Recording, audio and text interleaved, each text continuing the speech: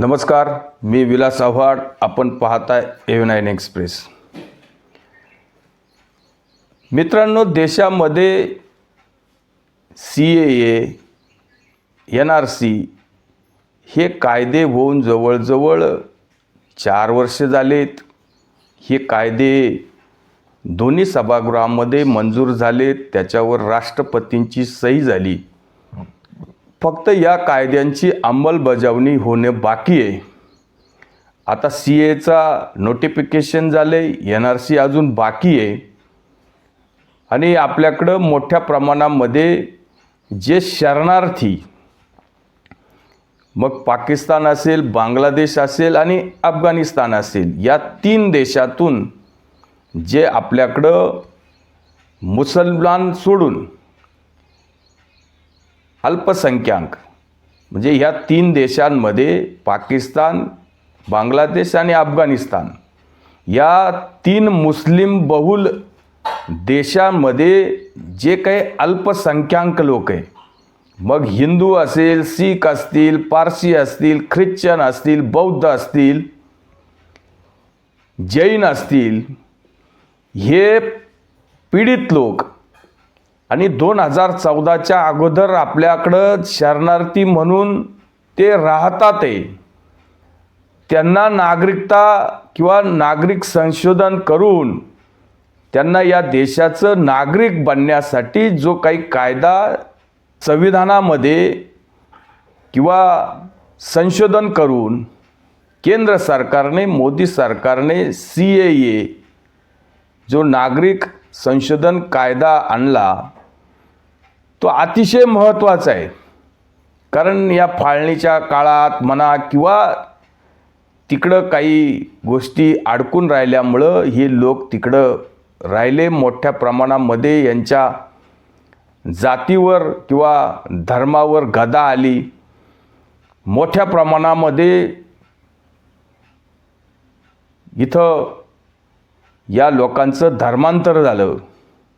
अक्षरशः त्यावेळेस जवळजवळ 50, 55, 60 वर्ष झालीत. जो टक्का या अल्पसंख्याक लोकांचा त्यावेळेस या 3 देशांमध्ये होता, तो आता 1-2% परिस्थिती आलेली. आणि ह्या लोकांना दुसरा कुठला देश नाही, भारत सोडून हे लोक दुसरीकडे कुठं जाऊ शकत नाही. आणि यांच्यावर सातत्याने होणारे अत्याचार, मग पाकिस्तान असेल, अफगाणिस्तान असतील किंवा बांगलादेश असतील, हिंदू मंदिरं तोडणं, हिंदूंना लोकांना त्यांना अत्याचारित करणं, त्यांच्या महिलांवर किंवा मुलींवर बलात्कार करणं, त्यांना धर्म सोडायला लावणं, त्यांना हिंदू असून मुसलमान बनवणं, या अनेक लोकांना, असंख्य लोकांना या सगळ्या अत्याचारातून जावं लागते. आता आपण बघतोय नेहमी. आणि काही लोकांना, अक्षरशः शेकडो लोकांना मारून पण टाकण्यात आलं. अशा प्रकारे या पीडित लोकांची परिस्थिती या 3 देशांमध्ये. मग आता आपल्याकडं लोकांनी पाहण्याचा दृष्टिकोन की पूर्वी आपण हा एकच देश होता, अखंडप्राय देश होता. आता ते काही, ह्या सगळा देश त्यावेळेस सुरक्षित होता. नंतर या देशाचे तुकडे झाले किंवा फाळणी झाली. पाकिस्तान वेगळा झाला, मग पाकिस्तानचे 2 तुकडे झाले, बांगलादेश झालं. पण हे सगळे लोक भारतातेच आहे. भारत हा देश अखंडप्राय देश होता. आणि हे जे या 3 देशांमध्ये असलेले लोक हे भारतीयच आहे. पण ते काही कारणास्तव तिकडे राहिल्यामुळं यांना परत आपल्याकडं येता आलं नाही. म्हणून त्यांच्यासाठी किंवा त्यांचा जीव आता धोक्यात आहे. अक्षरशः त्यांनी इतक्या यातना भोगल्या की ते आता त्या यातना भोगण्याच्या पलीकडे म्हणून अशा देशांतल्या जे काही लोकांसाठी जो काही कायदा बनवला त्याच्या विरोधात सुद्धा लोक बोंब मारतात आहे. काही लोक म्हणतात की यातमध्ये मुसलमान का नाही. आता हे तिन्ही देश हे मुस्लिम धर्माच्या याच्यावर इस्लामिक कंट्री म्हणून किंवा धार्मिक कट्टरता म्हणून जे काही घोषित झाले, इथं मुसलमान बहुल देश इस्लामिक स्टेट म्हणून घोषित आहे. तेव्हा मुसलमान देशामध्ये मुसलमान पीडित कसा असू शकतो. त्यामुळं जे काही अल्पसंख्याक असतील किंवा त्यांची प्रतारणा होत असतील, पीडित होत असतील, त्यांना भारतात यायचं असेल तर त्यांना ते नागरिकता मिळेल अशा प्रकारचा तो कायदा आहे. पण आता लोकांनी त्याच्या बाबतीत सुद्धा वेगवेगळ्या प्रकारचं विरोध करण्याला सुरुवात केली. आता आपल्याकडं हिंदूंना पण काही गोष्टी माहीत नाही. हिंदू असून सुद्धा आपण कदाचित हिंदूंचाच विरोध करतो.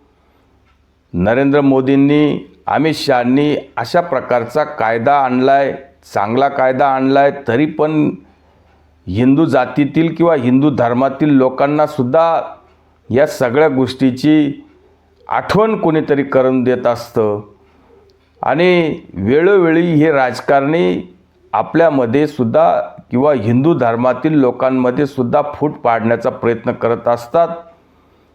पण कुणी ना कुणी या अशा प्रकारच्या फुटीमध्ये किंवा या सगळ्या गोष्टींमध्ये केंद्र सरकारची म्हणा किंवा नरेंद्र मोदींची, अमित शहांची स्तुती करत असतात. त्यांचं काम लोक सांगत असतात.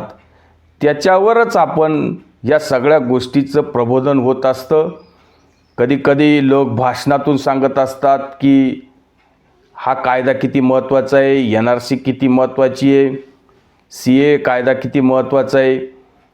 मग कधीकधी लोक आपलं सामाजिक प्रबोधन असेल किंवा कुठं भाषण असेल, शाळा कॉलेजांमध्ये सांगतात. कधी कोण कीर्तनांमध्ये सुद्धा काही महाराज प्रबोधन करतात.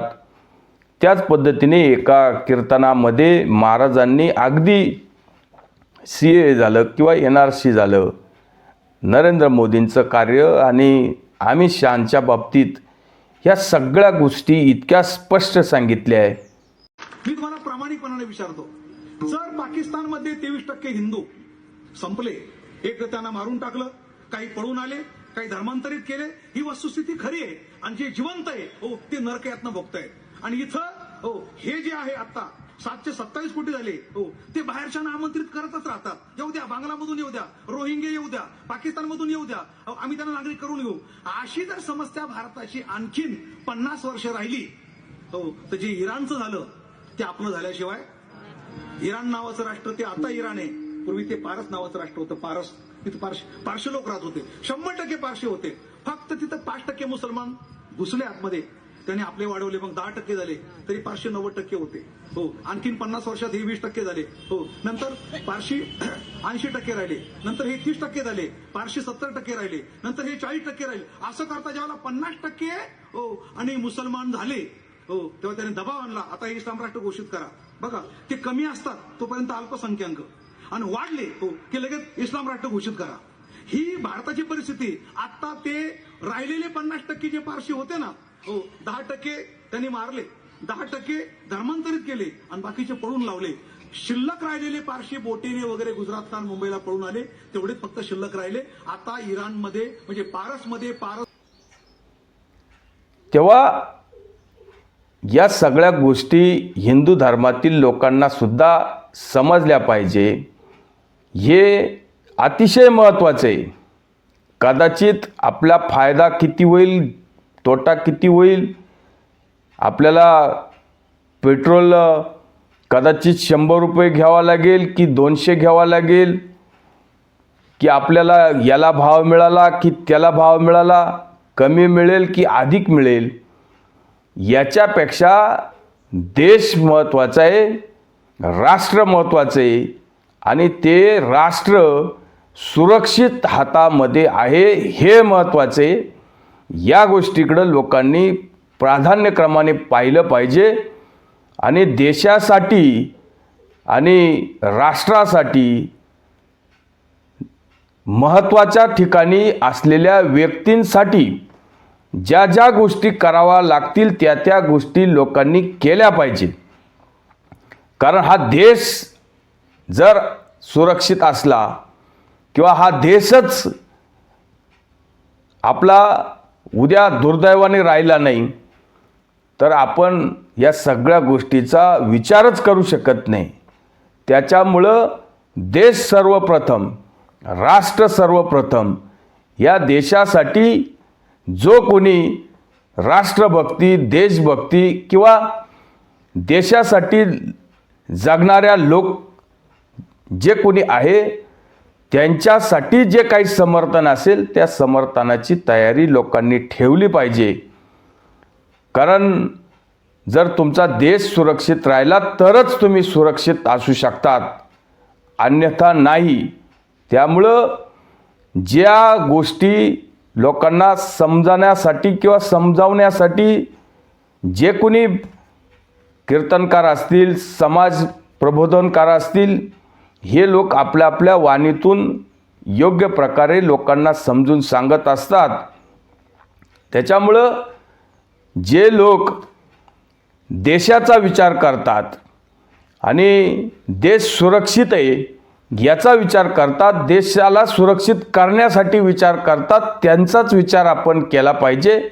इतकंच यातून स्पष्ट होते. तुर्तच थांबतो. व्हिडिओ आवडला असेल तर लाईक करा, शेअर करा. धन्यवाद.